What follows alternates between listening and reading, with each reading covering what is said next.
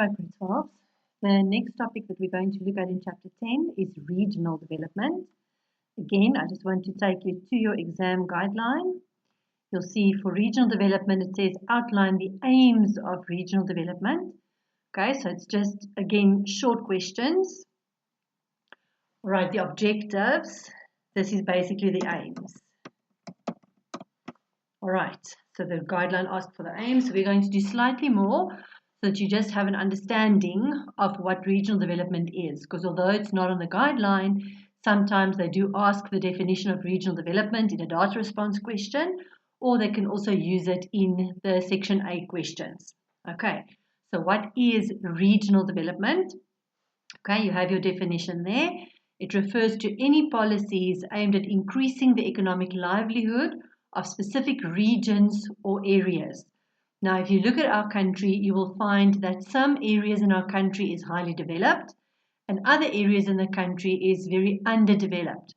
So economic activities basically is not spread across the different areas in our country equally. As much as what we have an unequal distribution of income between different people, we also have an unequal distribution of economic activities between the different regions in the country. All right. So regional development basically refers to the process of uplifting areas of the country that are less developed than what they could be. All right, you'll see we're going to, when we look at the different programs, we identify certain areas with growth potential, certain areas that are underdeveloped currently but has the potential for growth, and then we focus investments into that area to make it grow to its full potential. All right, so regional development, just remember when we talk about the specific regions or areas, as it appears here in the definition, okay, specific regions or areas, that doesn't refer necessarily to different provinces, okay? You'll see sometimes when I talk, I refer to the provinces, but it's not specific to the provinces. Within a specific province, it could be that there are certain areas in that province that is highly developed and other areas in that province that are not developed at all. So regional development is just the process that we need to follow. As much as what we want a more equal distribution of income between people in the country, we would also like a more equal distribution of economic activities and opportunities throughout the different regions in a country. So regional development basically refers to the steps that we can take. What are we going to do to uplift the less developed areas in our country to help them to become as developed as other areas are? All right. Now in South Africa, because we are referring to different regions or areas, the provincial and local governments are responsible for the development of their own areas, and obviously they will have their own development plans. So each provincial government is in charge of identifying underdeveloped areas within their province and then having strategies in place to uplift those areas. And the same with your local governments. Local governments, it is easier for them because they are there in the local area. They can identify the areas that are in need of development and they can put it into their municipal plans as to how they intend on creating development in these underdeveloped areas. All right. The objectives, or as I said, the aims of regional development, this is what the guideline is asking for. So obviously this section is very important. Okay, what are the aims or the objectives of regional development? First of all, they want to reduce the unequal development, as I said, of economic activities within the country. So we want to have a more equal spread of economic activities across the different regions in the country. What we don't want is for one area in the country to be highly developed and like the economic hub of the country as much as what Gauteng is. We want to spread economic activities equally across the country so that opportunities can be created for people in the areas where they are. All right. And this will limit the negative effects of centralization. All right. You can imagine if, let's say, for example, Gauteng in our case, obviously is the economic hub of the country. A lot of industries is in Gauteng. There's a high level of activity in Gauteng compared to the Free State, for example.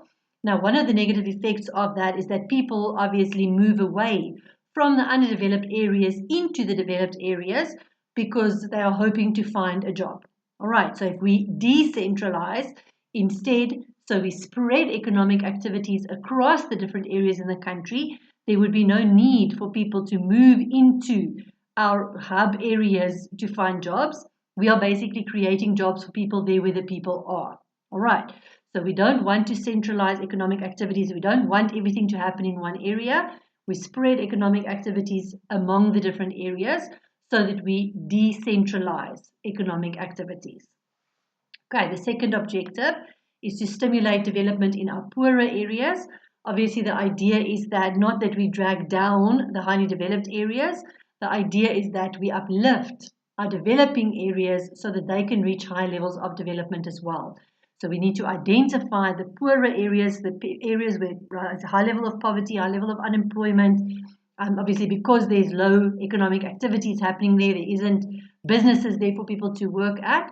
We need to identify those areas and push investments into those areas so that we can create industrial development, we can create businesses there, which will obviously create employment for the people in the area.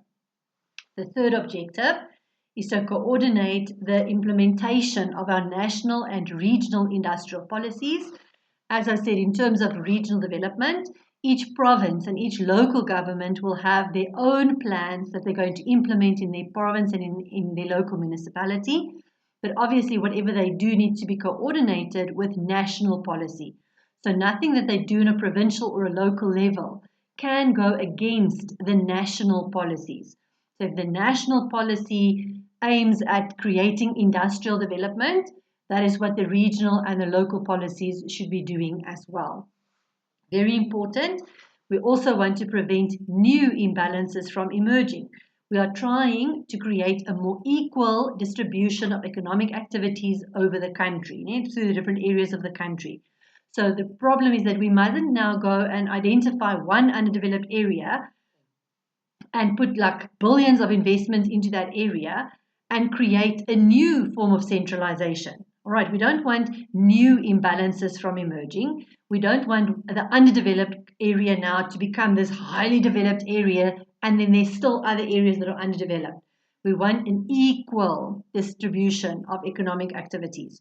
So we don't want to solve one problem by creating another. We don't want to eliminate one form of inequality and then we create a new one. Right, and then lastly, we want to promote the advantages of a more equal regional development by using the labor, the natural resources and infrastructure in the neglected areas. So again, when we promote industrial development in a particular area, the idea is not that we start a new factory and then we bring workers in from other areas. The idea is that if there's industrial development in that particular area, we are going to encourage the new factory to employ people from the local area so that poverty in that area can decrease. We're going to encourage that factory to source their raw materials from the farms or the mines in their area. They're not going to be bringing in their raw materials from a different province, for example. The idea is that we are creating this growth point, we are creating this new industry. It's going to create jobs for local people. It is supporting, it's buying its raw materials from a local farmer, which means the local farmer is seeing a high demand. He can he can expand his operations to create even more job opportunities. The idea is to stimulate growth in that area. So whereas we do industrial development, also we want to stimulate employment of people already living in the area, and we want to encourage them to use the resources that is available in the area so that other industries in the area can also be stimulated, because only then are we going to reach that higher level of economic growth in the area. All right, if we look at regional development in South Africa, this is just some background information. Right, now in South Africa, there's many areas in our country that are economically very prosperous because obviously there's lots of economic activities happening. All right.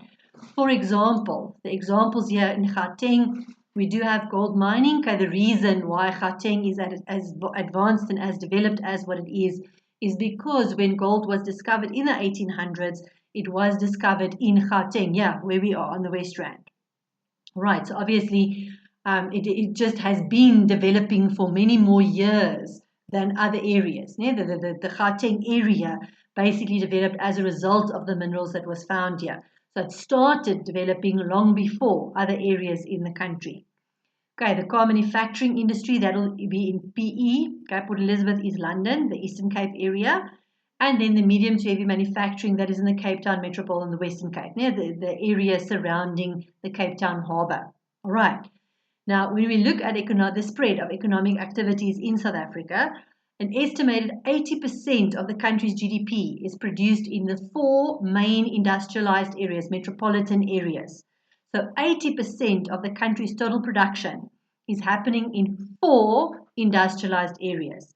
That is a very, very unequal distribution of economic activities. Okay, the 4 metropolitan areas would be the Johannesburg, Pretoria, Tshwane area, where we are, in Gauteng obviously, the Durban Pinetown area, obviously surrounding the Durban Harbour, that is what is creating that growth, that is in Natal, the Cape Town Metropole, as I said, in the Western Cape, around the area of Table Mountain and the harbour, and then PE, Kuga, Uitenhage, obviously as a result of the car manufacturing industry, also the harbour. Okay.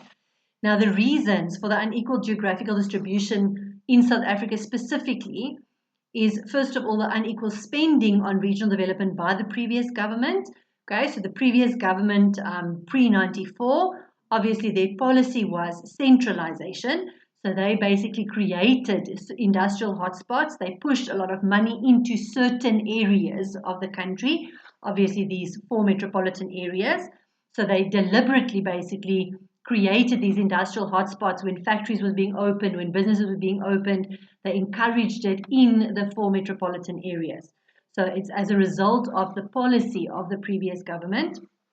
And then secondly, also the uneven distribution of resources. Okay? As I said, in Gauteng, for example, the extraordinary growth in Gauteng happened as a result of the discovery of minerals. All right?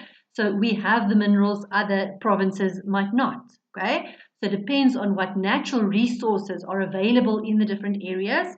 It depends on the workforce that is available. Obviously, the more skilled your workforce, the more the productivity and the higher the contribution to the GDP automatically is going to be. So it depends on what is available. Okay, things are not spread equally. It depends on what is available to create growth in the different areas. Okay, areas that do have resources, they do have lots of skilled labor. Obviously, they're going to reach higher levels of development than areas where there's no natural resources for them to rely on and the laborers are all unskilled. All right, so now in 1995, obviously when the ANC took over in 1994, they did not want to do the centralization anymore. So in 1995, they announced a regional development policy and they identified a number of specific locations in the country that was identified as having potential for growth. So in other words, areas that have the potential to have high economic growth, but currently is very, very underdeveloped. All right, so certain locations, certain places have been identified where the government would then focus their investment initiatives and stimulate industrial development in those identified areas. All right, the policy aims obviously to produce a more equal spread of industries so that our resources, our capital, our labor, our factories can be directed towards our underdeveloped areas. So the idea is that when there is industrial development, when new factories are opening up, the idea is that they don't go and open more factories in already industrialized areas. The idea is that we want to encourage people to go and open their new businesses in the underdeveloped areas so that we can promote an equal spread of economic activities over the country. We want to decentralize. Okay. Now, the 2 main focus areas of our regional industrial policy is the Spatial Development Initiative, or the SDI, and then the Industrial Development Zones, the IDZ. Both of these are part of the essay question in this chapter. It is, however, an essay question that you will not be writing this year because that is the essay question that they asked last year. All right, just be very careful. They love asking if it's not there as an essay question, it will be there as a data response question, either the SDI or the IDZ. They love asking the IDZ, but be prepared for the SDI as well. Okay, the one that they ask the most often is the IDZ, but you are prepared for anything. Okay, Last thing that we're going to look at in this lesson is international best practice. Right. So if we look at regional development, when we look at international best practice, we are basically we are looking for the best way to do something, the most effective way of achieving a goal. So if our goal is to achieve a more equal distribution of economic activities across the country's different regions, okay, regional development is our goal. Best practice means that we need to find the best way to reach the goal of regional development. Okay, what is our goal? We want to achieve a more equal distribution of economic activities over the country. Best practice is what is the best way to achieve that. All right. Now, most countries in the world have areas that are more developed than others. In most countries, there are your more developed areas and your less developed areas. All right. So obviously, we need to go and see what other countries are doing. We can learn from what other countries are doing. We don't again have to reinvent the wheel. We look at what other countries are doing, we look at what is working there, what is not working there, and we take their strategies, adapt it for our situation, and then we know what we're going to do should work. It has a better chance of working. Okay, but now the regional approach to industrial development, because our approach is basically that we're not going to just do a blanket industrial development across the country. We are going to approach industrial development through the regional development policy. So we are going to identify these undeveloped areas. We're going to do our industrial development in the underdeveloped areas, and then through that eventually achieve higher economic growth rates, which ultimately obviously is our goal. All right. But with this regional approach, obviously it means that businesses and private institutions are at the center of these efforts. We cannot reach our goal. The government alone cannot create industrial development in such a way that it creates regional development at the same time. Obviously, the private sector has to be involved here, okay? Because the private sector has to decide ultimately what they want to locate their business. The government can make suggestions. The government can encourage for businesses to establish in the less developed areas. Ultimately, it's that the owner of the business, it is his choice where he wants to establish his business. Okay. Also important, international best practice shows that diversification is very important. We've spoken about this when we did in industrial development as well. Diversification means that we need to, when we do industrial development, we're not just building more of the same factories. We want to diversify our industrial base. We need to start producing things that maybe we haven't ever produced before. All right, so we need to find new things that we can produce. You'll see it says non-traditional tradable goods. Traditionally in South Africa, we kind of rely on our minerals, the gold and the coal and the diamonds and whatever. Diversification means that we cannot only concentrate on those things that we have been concentrating on. We need to establish industries that are producing things that previously we might have imported, okay? Things that we haven't done before. That is very important. Then we know that international best practice shows us that in order for economic growth to happen, export promotion as an international trade strategy gives better results compared to import substitution. All right, we discussed this in chapter 5, and we also discussed this when we did the introduction into this chapter. All right, export promotion is a positive strategy. If we encourage people, businesses to produce more, increase the variety and the quantity of things that we are producing, and we increase our exports, obviously the foreign exchange that we earn is an injection, and that can be multiplying in our country to create high levels of income and growth. Import substitution is a negative strategy, all right, whereby we try to discourage imports. Obviously, import substitution to a certain degree will also lead to industrial development, because if we do import substitution, it means that we are producing things that we haven't produced before.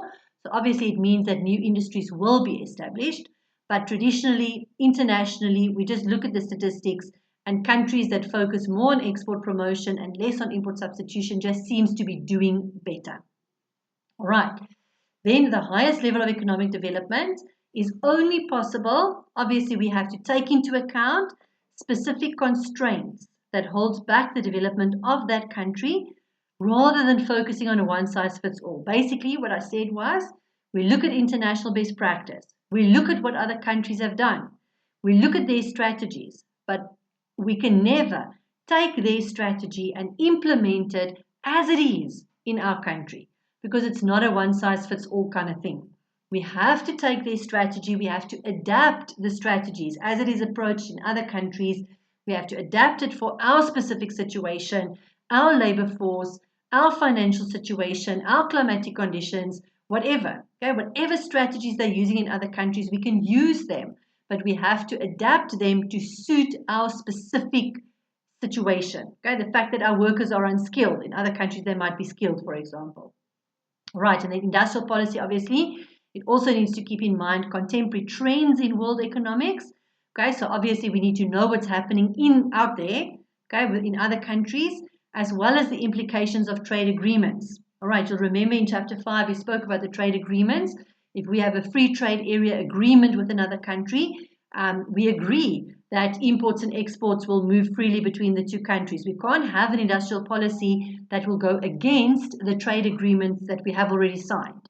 Obviously, if we have signed trade agreements, we need to honor those agreements, and our industrial policy needs to work around that. It cannot go and contravene any agreement that we have signed with another country.